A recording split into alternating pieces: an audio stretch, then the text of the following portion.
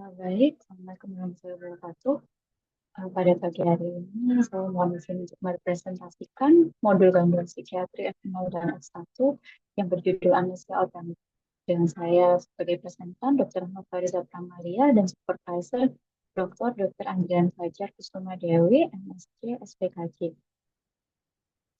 Untuk yang pertama, learning objektif. Jadi setelah mempelajari modul ini, peserta didik mampu memahami dan menata laksana gangguan amnesia organik. Untuk outline-nya ada pendahuluan, definisi, klasifikasi, etiologi, tanda dan gejala, assessment, differential diagnosis, prognosis, dan treatment. Yang saya ambil sebagian besar sumbernya dari Kaplan Institute Comprehensive Textbook of Psychiatry edisi ke-10.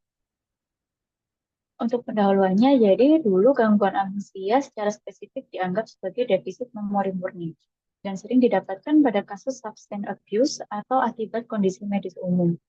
Namun dalam 15 tahun terakhir muncul konsep mild cognitive impairment yang membedakan antara MCI dengan gangguan amnesia terletak di etiologi dan domain manifestasi klinisnya.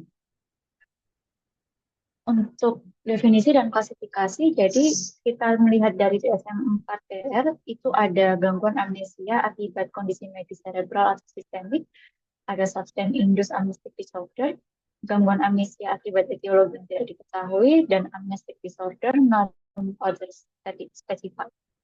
Untuk yang dari ICD-10 ada sindrom amnestik organik, tidak diinduksi alkohol atau zat psikoaktif lainnya. Sedangkan DSM-5-TR itu tidak ada diagnosis amnesia organik yang berdiri sendiri. Melainkan ini masuk dalam domain neurocognitive disorder yang nanti akan kita bahas di slide selanjutnya. Untuk kriteria ICD-10 pada gangguan amnesia organik itu ada yang pertama, ada gangguan memori yang dia bisa bermanifestasi dalam dua hal. Jadi dia bisa bermanifestasi sebagai defek terhadap present memory atau ketidakmampuan untuk mempelajari materi baru, mulai dari yang grade yang paling ringan hingga yang sampai mengganggu aktivitas sehari-hari. Dan bisa juga dia berupa ketidakmampuan untuk recall kejadian yang sudah terjadi di masa lalu. Kemudian kriteria yang B, absence of atau tidak adanya defect di immediate recall, tidak ada juga gangguan kesadaran dan gangguan atensi seperti yang biasa kita temukan di delirium, dan tidak ada global intellectual decline. Jadi kalau misalkan pasien mengalami penurunan intelektual secara global, itu nanti arahnya lebih ke demensia. Kemudian didapatkan bukti objektif seperti misalnya pemeriksaan fisik, pemeriksaan neurologis, tes laboratoris, dan juga mungkin ada riwayat penyakit atau gangguan pada otak, terutama yang melibatkan otak bagian diencephalon bilateral dan medial temporal. Dan juga biasanya dia ada gejala-gejala penyerta, misalnya konfabulasi, perubahan emosi menjadi orangnya apati, atau inisiatifnya berkurang, insight-nya buruk, itu juga bisa tanda-tanda yang berguna untuk menetapkan diagnosis, namun tidak selalu ada di setiap pasien. Ini adalah kriteria amnestik organik di PPDGJ3, jadi kodenya F04. Ada sindrom amnestik organik bukan akibat alkohol dan zat psikoaktif lainnya yang secara umum untuk dengan diagnosisnya sama dengan ICD-10. Nah, sedangkan di DSM-5-TR itu seperti yang tadi sudah saya sampaikan, tidak ada diagnosis amnestik organik yang berdiri sendiri. Jadi adanya termasuk dalam neurocognitive disorder. Nah, neurocognitive sendiri memiliki beberapa domain. Ada yang pertama complex attention, jadi itu termasuk dalam sustained attention, divided attention, selective attention, dan processing speed. Kemudian ada executive function, itu termasuk dalamnya ada planning, decision making, working memory, responding to feedback or error correction, overriding habits for inhibition, dan mental flexibility. Dan yang akan kita bahas lebih lanjut nanti adalah learning and memory domain. Jadi termasuk dalamnya ada immediate memory, recent memory, dan very long term memory. Kemudian ada domain bahasa, yaitu bahasa reseptif dan ekspresif. Ada domain perseptual motor, yaitu termasuk visual perception, visual konstruksional, perceptual motor, praksis, gnosis. Dan ada domain social cognition, yaitu recognition of emotion, theory of mind juga masuk dalam domain tersebut. Nah, jadi di DSM-5 itu untuk neurocognitive disorder itu ada yang mild, ada yang major, ada yang ringan, ada yang berat. Contoh kalau di domain learning and memory, kalau yang ringan, pasien akan memiliki kesulitan untuk merecall kejadian yang baru-baru saja terjadi. Dan biasanya perlu beberapa kali reminder. Jadi misalnya dia sedang menonton film atau dia sedang membaca novel, dia perlu beberapa kali diingatkan ini karakter namanya siapa, ini karakter perannya seperti apa. Nah, itu dia perlu beberapa kali reminder. Kemudian misalnya dia ketemu dengan, dia sudah kenalan sama orang, kemudian dia beberapa minggu kemudian dia akan ketemu beberapa kali dengan orang yang sama, nah itu bisa saja dia itu setiap kali ketemu perlu diingatkan ini tuh siapa, ini tuh namanya siapa, ketemunya lagi kapan. Nah, itu contoh yang mengalami disorder seperti itu. Bahkan kalau yang berat, itu bisa jadi dalam suatu percakapan yang sama, itu dia akan mengulang beberapa kali yang sudah dia tanyakan, yang sudah dia bicarakan sebelumnya. Nah, itu dia ulang. Itu sebagai bentuk kalau dia itu tidak, dia itu lupa sama yang sebelumnya sudah diomongkan, padahal masih dalam satu percakapan yang sama. Nah, itu bisa jadi suatu tanda major neurocognitive disorder yang domain learning and. Kemudian untuk etiologi gangguan amnesia organik cukup banyak. Jadi misalnya ada seizure disorder, traumatic brain injury, tumor di cerebri, stroke, infeksi seperti herpes simplex encephalitis, bisa juga post ECT. Post ECT itu pasiennya akan mengalami retrograde amnesia, yang biasanya dia akan membaik sendiri setelah beberapa hari atau setelah beberapa minggu. Bisa juga karena kondisi sistemik seperti Korsakoff syndrome akibat konsumsi alkohol secara kronis, defisiensi tiamin misalnya, nah itu juga menimbulkan amnesia organik. Untuk tanda dan gejalanya, yang pertama pastinya gangguan memori ini sebagai core dari gejalanya. Jadi bisa berupa amnesia anterograde atau retrograde.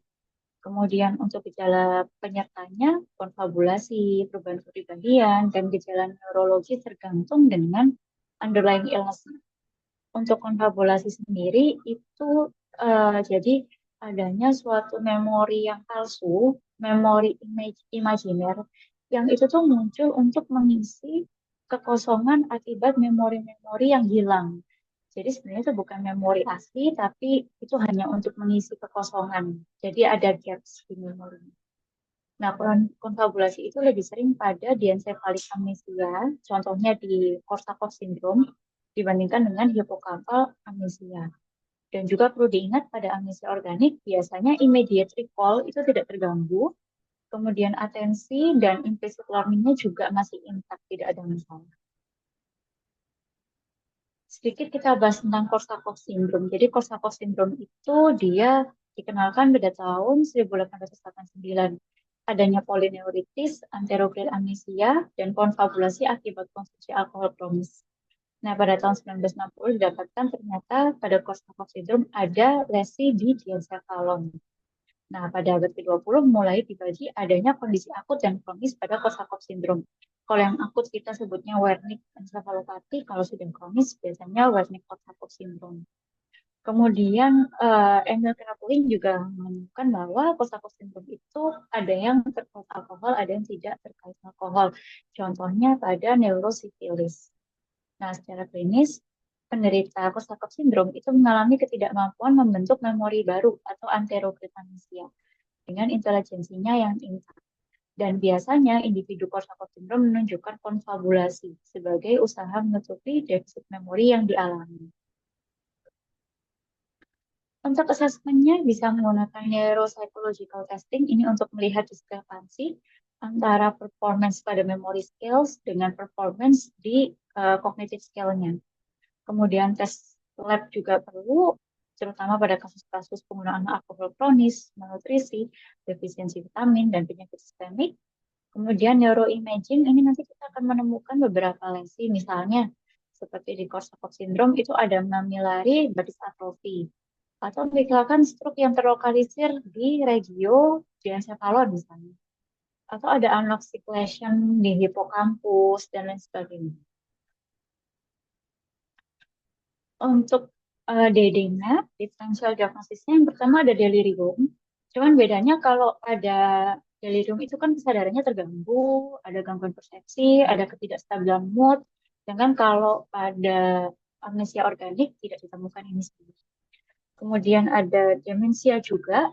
Demensia itu ada gini, kalau misalkan yang gangguan amnestik organik itu tidak ada gangguan berpikir abstrak, tidak ada gangguan judgment, dan tidak ada gangguan fungsi eksekutif. Nah, itu kan kalau pada orang demensia biasanya ada semua. Nah, sedangkan DD yang ketiga, psychogenic amnesia, nah ini kita bisa membedakan dari yang pertama onsetnya, biasanya setelah kejadian traumatis, kemudian tidak ada bukti kondisi medis atau substance use, kemudian adanya amnesia pada identitas diri. Nah, pada amnesia organik, seharusnya memori terkait identitas diri itu masih intact. Kemudian onsetnya mendadak dan tidak ada hendaya residual saat evaluasi. Untuk course dan prognosisnya, jadi sekitar 25% penderita Korsakoff syndrome bisa recovery sempurna. Tapi sisanya mengalami gangguan memori dalam berbagai tingkat keparahan.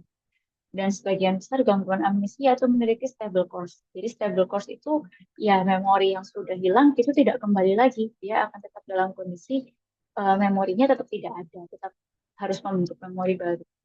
Kemudian beberapa dapat mengalami recovery. Contohnya seperti transient global amnesia, itu pada beberapa hari akan kembali memorinya. Atau amnesia yang post ECT, itu akan kembali juga memorinya.